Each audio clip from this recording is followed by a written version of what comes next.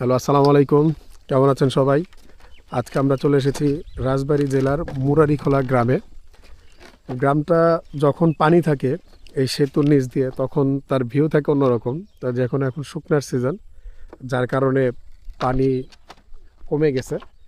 তারপরও নিচে দেখেন সুন্দর ধানের ক্ষেত, কি অপরূপ সৌন্দর্য। এইসব দৃশ্য শুধুমাত্র গ্রামে আসলে আপনি দেখতে পারবেন। মানুষ কেন ছুটি পেলে ভ্রমণ করার জন্য গ্রামে চলে আসে, এইসব দৃশ্য না দেখলে আপনারা বুঝতে পারবেন না। সত্যি বলতে এ এক অন্যরকম মানসিক শান্তি, যেটা সামনে থেকে না দেখলে কেউ বুঝতে পারবেন না। দেখুন, চতুর্দিকে শুধু সবুজ আর সবুজ, ধানের ক্ষেত, এবং তার মাঝখানে শুধু একটা বাঁশের সাঁকু। তো দেখতে বেশ ভালো লাগছে। দূরে যদি খেয়াল করেন, ওইখানে একটু পানি দেখা যাচ্ছে। এটা একটা শাখা নদী। এটা ভরা মৌসুমে পানি থাকে পুরোটা। এখন যেহেতু শুকনার সিজন, যার কারণে পানি নেই। কিন্তু দেখেন চারিদিকে কত সুন্দর বড় বড় গাছ, গাছের সারি। তো দেখতে অনেক সুন্দর লাগছে।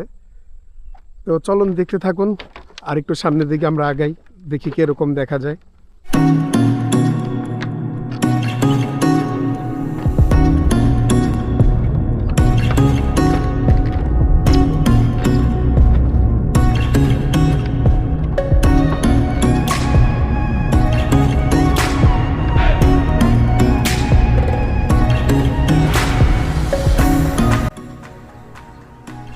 এই এলাকা গ্রামের মানুষের চলাফেরার জন্য রাস্তা শুধু এই একটাই।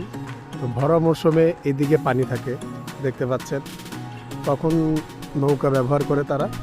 সামনে ওই যে দেখেন একটা নৌকাও আছে।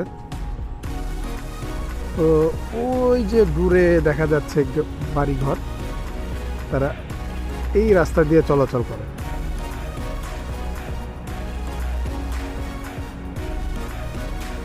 বর্ষার মৌসুমে, ভরা মৌসুমে তাদের একটু কষ্টই হয় যাতায়াতে, যেহেতু ভালো কোনো রাস্তাঘাট নেই, অনেকটা চর এলাকার মতোই। এদিকে চতুর্দিকে পানি থাকে। যে ধান ক্ষেতগুলো দেখতে পাচ্ছেন, এগুলো সম্পূর্ণ পানিতে ভরা থাকে, এবং তাদের যাতায়াতের জন্য কষ্ট। এবং তারা এইদিকে এই দেখেন, এই যে বাঁশের সেতু পার হয়ে, সাঁকো যেটাকে বলে, পার হয়ে এদিকে আসে।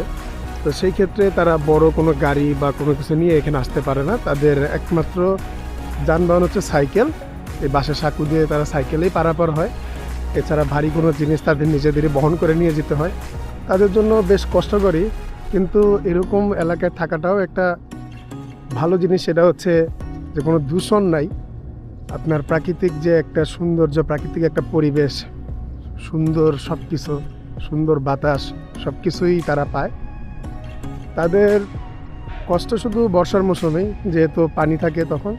এছাড়া তাদের আমার মনে হয় এখানে থাকতে বেশ ভালোই লাগে, দেখতে খুবই ভালো লাগছে। চতুর্দিকে এখানে ছোট্ট একটা কুঠির দেখা যাচ্ছে, এখানে বসে গল্প টল্প আড্ডা টাড্ডা দেওয়া যায়, এখানেও একটা দেখা যাচ্ছে। এছাড়া ভালোই, চতুর্দিকটা সুন্দরী। এই যে এইখানেও দেখেন যে এইসব ভরা মৌসুমে পানিতে ভরা থাকে। এই যে এইখানে এই চতুর্দিকে পানি থেকে, শুধু এই রাস্তাটা পানি উঠে না, তাদের যাতায়াত বাবদ এই রাস্তাটাই তারা ব্যবহার করে। তো গ্রামটা দেখতে বেশ ভালোই লাগছে। গ্রামের জীবনযাপন সহজ সরল, এবং তারা কিভাবে চলাচল করে তা তো বুঝতেই পারতেছেন।